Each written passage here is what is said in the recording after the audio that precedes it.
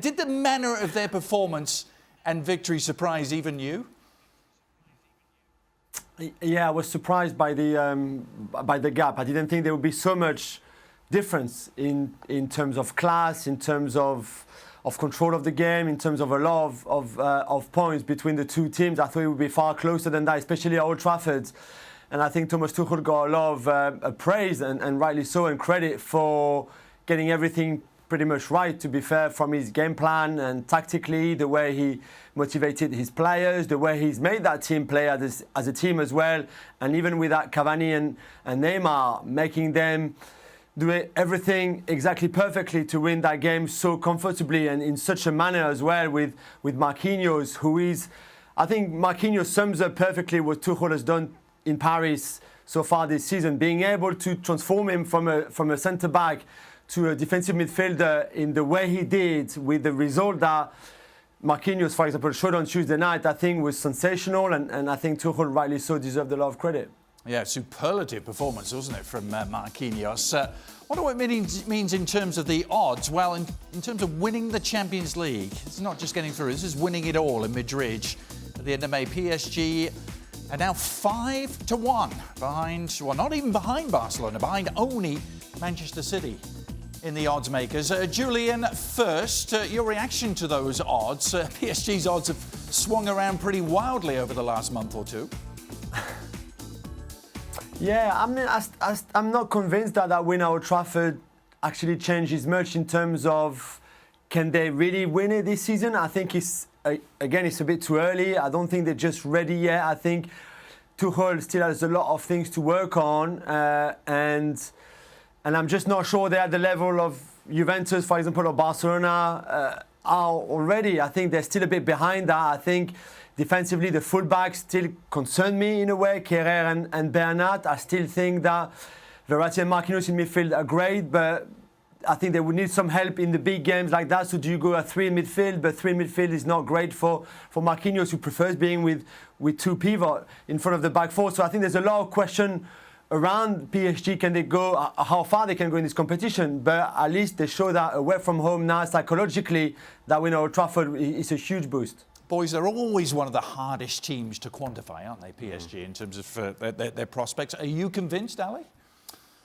I'm convinced that they had a great performance against Manchester United, and that they have a wonderful second half in which they controlled the pace of the game and did not allow Manchester United to get stretched. They were intelligent in the way they approached the game. They have difference makers, and certainly headlined by Kylian Mbappe, who continues to be the sort of player that just gets you off your seat every time he touches the ball. And when you have him, you have an opportunity, you have a chance. Now, in order for them to be truly in the conversation, then they have to be at their very best. You cannot be at their very best if you don't have your best players available. And so, as much as we see Neymar hobbling in one leg, that doesn't help you. Cavani not being available, that doesn't help you. Those guys coming back in may be the answer to PSG, but that's a big if. Shaka, it always seems the main thing held against them is history. They don't have the history. City don't have the history either. Yeah, but, and I mean, the challenge in trying to judge PSG is, given how dominant they are domestically, do you take a whole lot from that? Not necessarily. So ultimately, they're judged on what you see from the Champions League.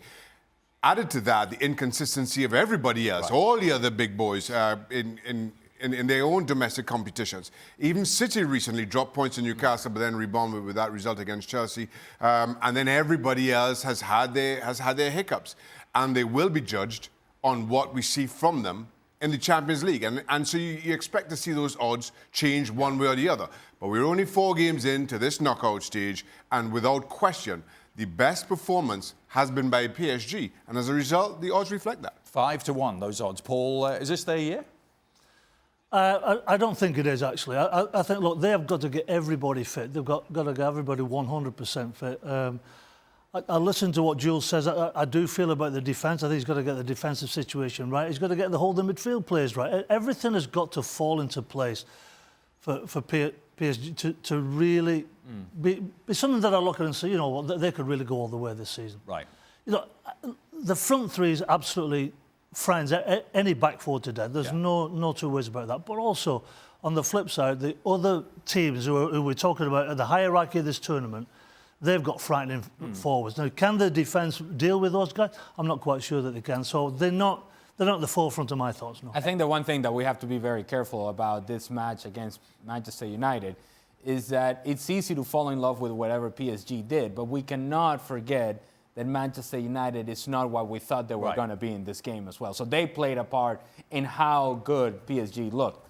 Manchester United and the gap that Julian was talking about, it was greater than we all thought, because we all thought that gap, they could make it up because of the absences of the big names for PSG. And even without those players, the gap still remained, and it was a big one. So as much as it is a positive step for PSG, it's a big step back for Manchester United as well.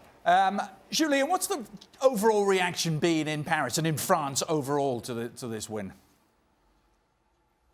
It was great. It was great, I think, because I mentioned psychologically the impact that win will have and has already have on the team. And I think that was the idea. A lot of things.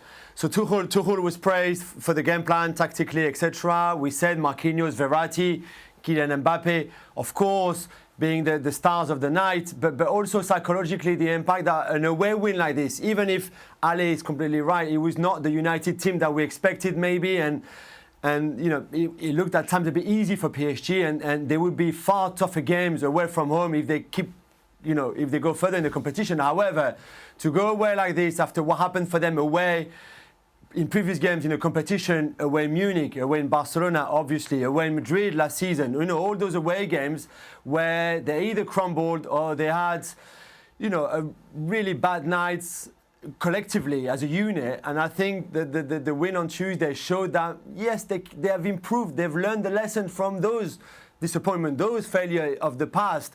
And I think that's probably the biggest thing that Tuchel took from that game is how much they've improved mentally in a big away game like that.